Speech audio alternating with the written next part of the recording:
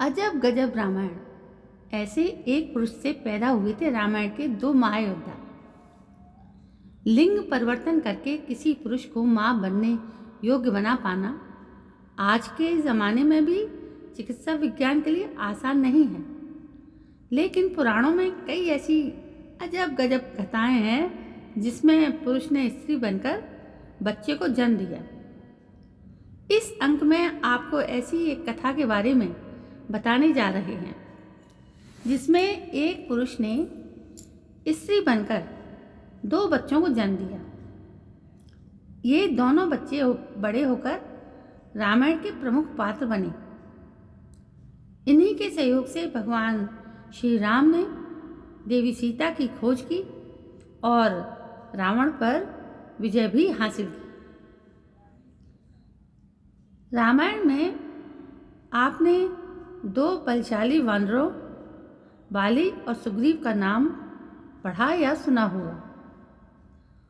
दोनों महावीर थे और साथ मिलकर किष्किंधा नगरी पर शासन भी करते थे। इनके पिता के विषय में कहा जाता है कि बाली के पिता देवराज इंद्र थे, जबकि सुग्रीव के पिता सूर्यदेव थे, लेकिन इनकी माता एक थी। इनकी माता के बारे में कथा है कि वो पुरुष से स्त्री बनी थी। इसके पीछे एक बड़ी ही रोचक कहानी है जो आज मैं आपको सुनाने जा रही हूँ। ऋक्षराज नामक एक शक्तिशाली नर वानर था जो ऋषिमुख पर्वत पर रहता था। अपने बल के अहंकार में वो खूब उद्दंडता किया करता था। एक दिन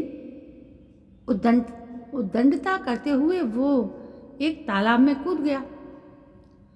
ऋक्षराज को पता नहीं था कि उस तालाब को श्राप है कि जो भी नर उसमें डुबकी लगाएगा वो सुंदर स्त्री बन जाएगा।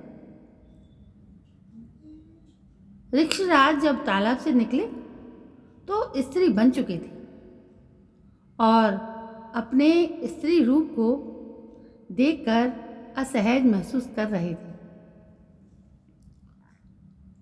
ऋक्षराज अभी अपने रूप को लेकर उलझन में ही थे कि उस बीच देवराज इंद्र की नज़र उन पर गई और वो पुरुष से स्त्री बनी ऋक्षराज के अनुपम सौंदर्य को देखकर कामाशक्त हो गए और इनके संबंध से एक बालक का जन्म हुआ जो बाली कहलाया। अब देवराज इंद्र की तरह सूर्य ने भी जब स्त्री बनी ऋक्षराज को देखा तो मोहित हो गए।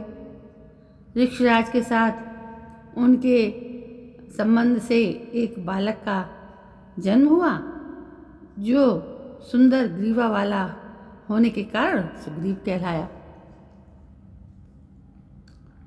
ऋक्षराज वानर से स्त्री बने उस महिला ने ऋषिमुख पर्वत पर रहकर ही इंद्र और सूर्यदेव से उत्पन्न अपने पुत्रों बाली और सुग्रीव का पालन पोषण किया। दोनों भाइयों में खूब स्नेह था, लेकिन एक ऐसी घटना हुई जिससे दोनों भाइयों में बैर हो गया और वे एक दूसरे के जान के दुश्मन बन गए। बाली ने सुग्रीव को राज्य से भगा दिया और उसकी पत्नी पर अधिकार कर लिया। इससे सुग्रीव बहुत दुखी था और बाली से बदला लेना चाहता था। और इस बीच श्री राम से सुग्रीव की मित्रता हो गई और इनकी मदद से सुग्रीव बाली से बदला लेने में सफल हो गया। बाली श्री राम के हाथों मारा गया और सुग्रीव को किष्किंधा का राज्य और पत्नी दोनों वापस मिल गए। तो दोस्तों, ये थी एक महत्वपूर्ण और बहुत ही अच्छी कहानी जो आपने मेरे इस वीडियो के माध्यम से सुनी।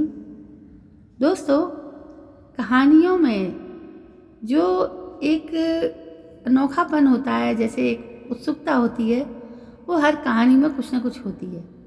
जब तक हम उसे अंत तक सुनते हैं या पढ़ते हैं तो वो उस कहानी का मज़ा पूरा आ पाता है। तो दोस्तों, यदि आपको ये कहानी अच्छी लगी हो तो प्लीज़ मेरे इस चैनल को सब्सक्राइब करना ना भूलें। कल मैं फिर हाजिर होती हूँ एक नई कहानी को लेकर।